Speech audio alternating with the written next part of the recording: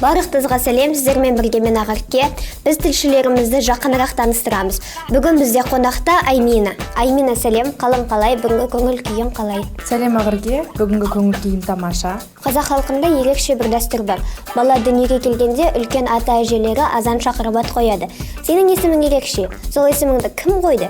Және де қандай мағына береді? Ағырке, менің атымды негізі әкем қойған. Басында ата-анам менің атымды Дария деп қойғысы келген.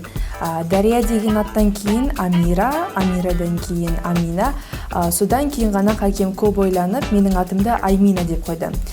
Жалпы менің атым қарапайым, қамкөңіл, епті деген мағынаны білдіреді. Аймина, бұл бағытты, яғни журналистика бағытын таңдауыңа не себеп? Кімне мотивация аласың? 2019 жылы Instagram желісінде біздің мектептегі 2 қызға тіркелген болатын. Бір күні олардың парақшасында Өскемен қаласында осындай жас тілшілер үйірмесі бар екенін білдім. Жалпы қысқаша айтсақ, теледидардан өзімді көру мен үшін бала кезімнен арман болған, және бұл арманым орындалды. Ал мотивацияны мен өзімнің керемет тәлімгерім Меруерт Расуловадан аламын. Рахмет. Әр адамда өзінің арман мақсаты болады. Сен өзіңнің арман мақсаттарымен бөлісе кетсең? Мен өзімнің арман мақсаттарым жайлы көп айтқым келмейді. Себебі оларды жиі айта берсең, олардың орындалу мүмкіндігі азаяды деп ойлаймын. Дос жылатып айтады, дұшпан күлдіріп айтады деген мақалды қалай түсінесің? Өзіңнің достарың жайлы айтып өтсең? Дос жылатып айтады, дұшпан күлдіріп айтады дегенді мен былай түсінемін. Нағыз дос саған ащы болса да шындықты айтады, ал дұшпан керісінше өтірік айтып шындықты бүйеді. Жалпы соңғы кезде менің достарым азайып барады. Көбісімен араласқанды қойдым. Ал жақсы қарым-қатынаста жүрген менің 3 құрбым бар. Қыз баласы анаға жақын келеді, анасына қарап бой түзейді. Аймина, сен өзің ас үйге қалайсың? Қолыңнан қандай ас пісіру келеді? Шынымды айтсам, мен ас үйге жақын адам емеспін. Көбінесе үйде тамақты анам әзірлейді, ал мен тек қызығушылығым пайда болғанда ғана пісіремін. Ал бұл өте сирек кездеседі. Бірақ мен тамақ жегенді өте ұнатамын. Жақында кондитерлік мастер-классқа барған болатынмын. Ол жерде мен торттар мен тәтті тағамдарды қалай әзірлеу екендігін үйрендім.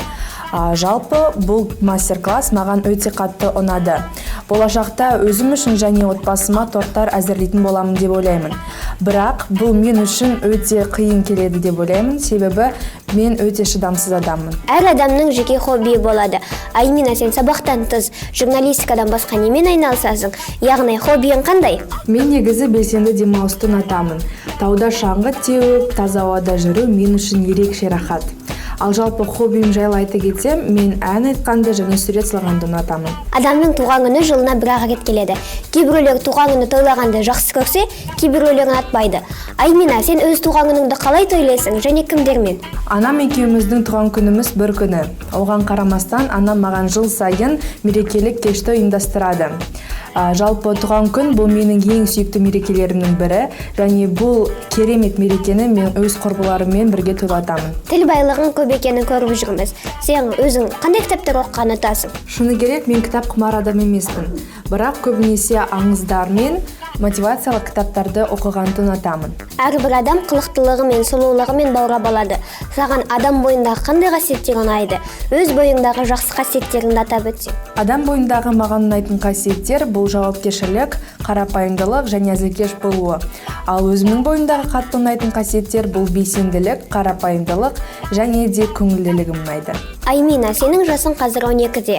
Өзіңді 25 жасыңда қандай адам деп елестетесің? 25 жасымда өзімді бақытты, сәттілікке толы, өз ісін жақсы көретін, жақсы лауазымды тұлға ретінде көремін. Аймина, сұхбатыңа көп-көп рахмет. Саған бар жақсылықты тілеймін, арман мақсаттарың орындала берсін. Ағырке, бүгінгі сұхбатқа шақырған үшін саған да көп-көп рахмет. Саған тек қана шығармашылық табыс тілеймін. Сіздермен бірге болған мен Ағырке және де Аймина. Сау болыңыздар!